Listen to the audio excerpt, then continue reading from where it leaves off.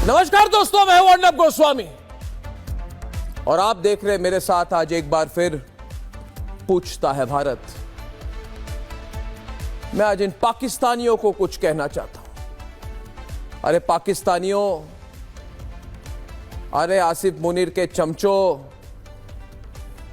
अरे वो शहबाज शरीफ, नवाज शरीफ और वो पूरा शरीफ खानदान को मैं कुछ कहना चाहता हूं। अरे आईएसआई वालों, कान खोलकर सुन लो। पहली बात, जो भी प्रधानमंत्री नरेंद्र मोदी करेंगे, जो भी प्रधानमंत्री नरेंद्र मोदी का निर्णय होगा, हम पूरी तरह से प्रधानमंत्री नरेंद्र मोदी के साथ हैं। अभी अभी पाकिस्तानियों सुन लो मेरी बात कि भारत के प्रधानमंत्री नरेंद्र मोदी जी, अमित शाह जी, राजनाथ जी, गृह मंत्री, रक्षा मंत्री, राष्ट्रीय सुरक्षा सलाहकार, national security adviser Ajit Doval, विदेश मंत्री श्री जयशंकर के साथ एक बहुत ही इंपॉर्टेंट मीटिंग कर रहे हैं। और पाकिस्तानियों सुन लो कि इस मीटिंग के दौरान तुम पर फैसला किया जाएगा और जो भी प्रधानमंत्री नरेंद्र मोदी डिसाइड करेंगे इस मीटिंग में, वो प्रधानमंत्री जी करेंगे। और इस पर पूरे भारत का विश्वास है कि फिर एक बार इन पाकिस्तानियों को भारत घुसकर मारेगा। और इन पाकिस्तानियों को पता है, ये डरपोक हैं, ये पाकिस्तानी, ये बाय नेचर डरपोक लोग हैं। इनको 1 to 1 टैकल करना नहीं आता। ये डरपोक है, ये कायर हैं, ये बुज़दिल हैं, ये हारी हुई देश है, हारी हुई फौज है। इसलिए फौज टू फाइट नहीं कर सकते। एक 83 साल के बुजुर्ग को कल उन्होंने मारा। एक 65 साल की औरत महिला को उन्होंने कल मारा। और जब 47 साल के मंजूनाथ को मारा, उसके बाद बेंगलुरु के शिवमोगा के 45 साल के मंजूनाथ की बीवी पल्लवी जी ने आतंकवादियों को आंखों में आंख मिलाकर कहा कि तुमने मेरे हस्बैंड को मारा है, अब मुझे मारो, हिम्मत है तो मुझे मारो। उस वक्त उस कायर पाकिस्तानी टेररिस्ट ने कहा, नहीं, जाके मोदी को बोलो। टेररिस्ट ने मंजूनाथ जी के वाइफ पल्लवी जी को कहा कि मैंने तुम्हारे हस्बैंड को मारा, जाके मोदी जी को बोलो, मोदी को बोलो। तो आज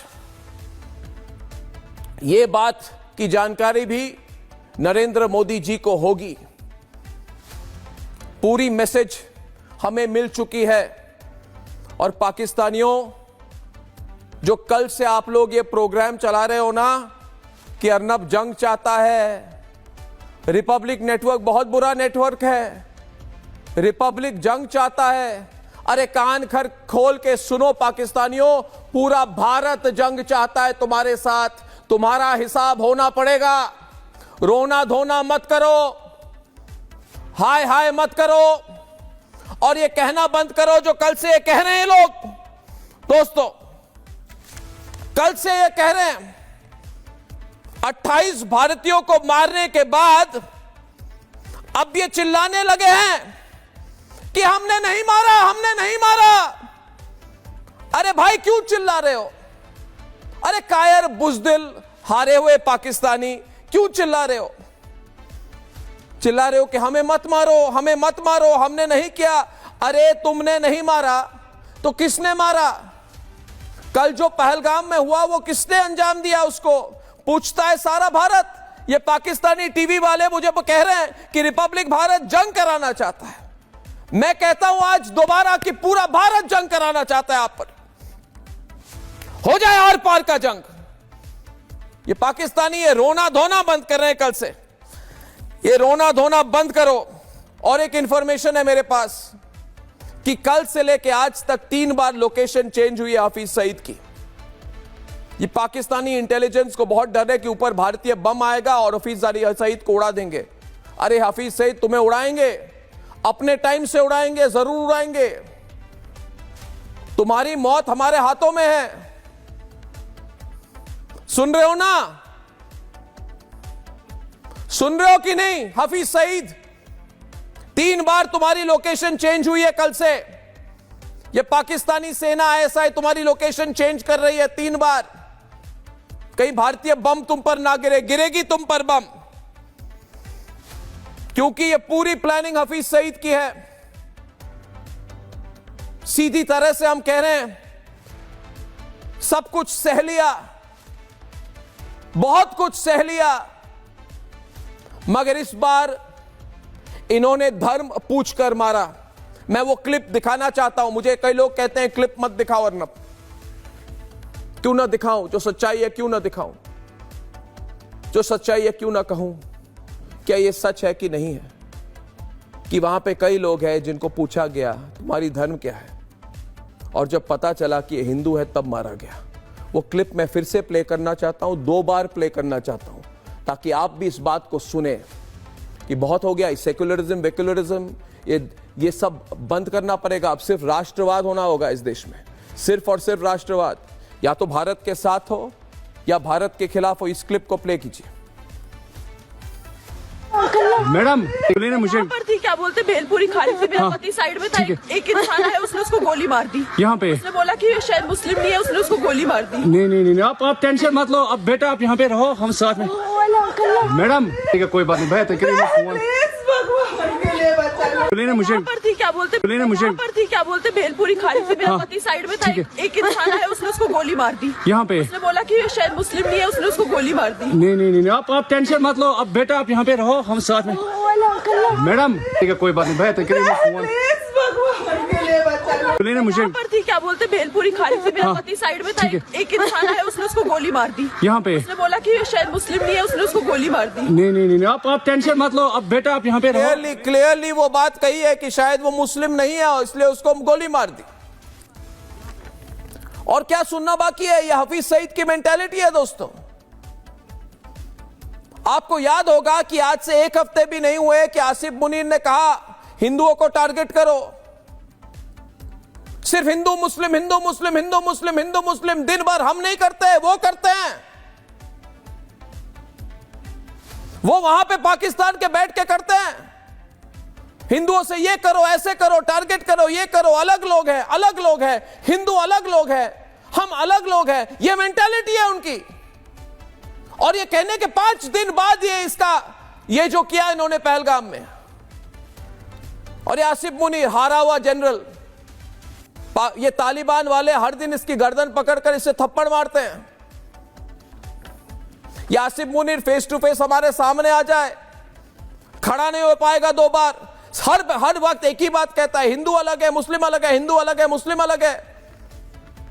और उसके बाद यह अंजाम देता है पहलगाम में। दोस्तों देखिए, जो सिचुएशन है भारत में बहुत डेंजरस है। और एक बार फिर मैं कहना चाहता हूं इन लोगों को, वैसी टाइप के लोगों को, कि भाई बंद करो ये तमाशा।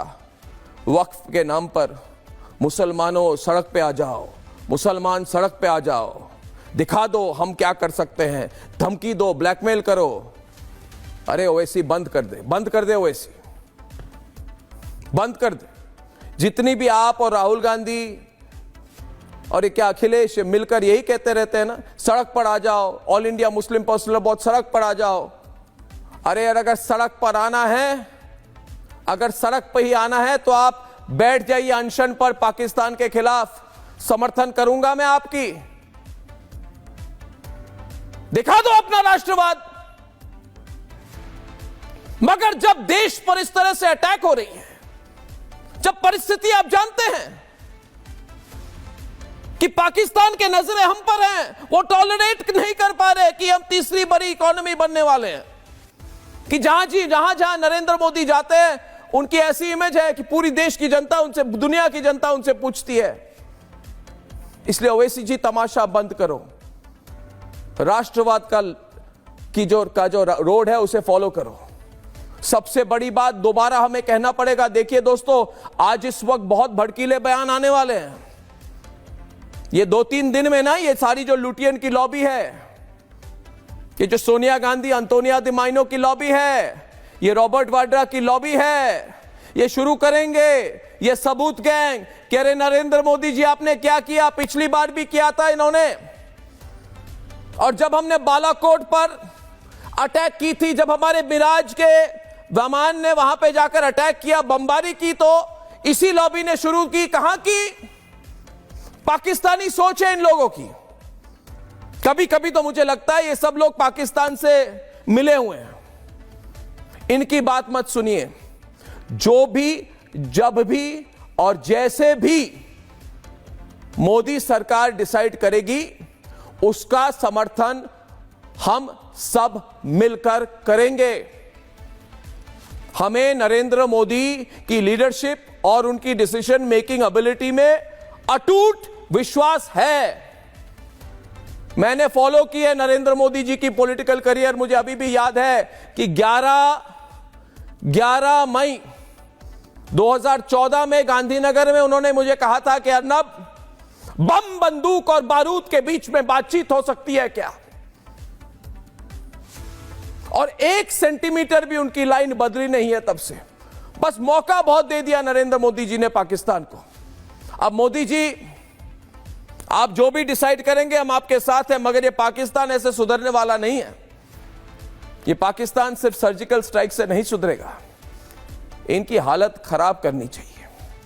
इनको ऐसा सबक सिखाना चाहिए, जैसे राजनाथ सिंह जी ने आज कहा, ऐसा सबक सिखाएंगे इन पाकिस्तानियों को कि कभी भूल ना पाएंगे कि किससे पंगा लिया था इन्होंने।